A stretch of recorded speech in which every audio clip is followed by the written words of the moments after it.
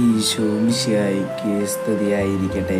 ഇന്ന് സദ്വചനങ്ങളിൽ കർത്താവ് നമ്മെ ഓരോരുത്തരെയും പഠിപ്പിക്കുന്ന വചനം ഇങ്ങനെയാണ്: ഞാൻ അങ്ങേ വിളിച്ചപേക്ഷിക്കുമ്പോൾ എൻ്റെ ശത്രുക്കൾ പിന്തിരിയും.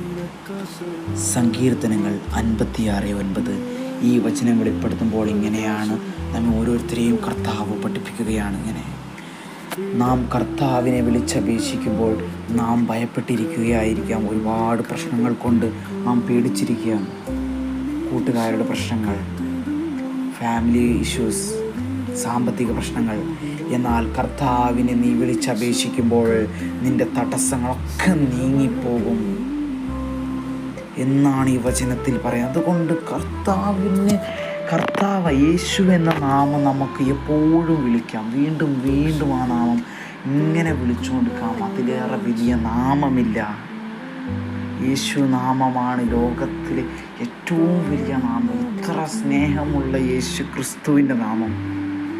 അതുകൊണ്ട് യേശു എന്ന നാമം നമുക്ക് എപ്പോഴും വിളിക്കാം.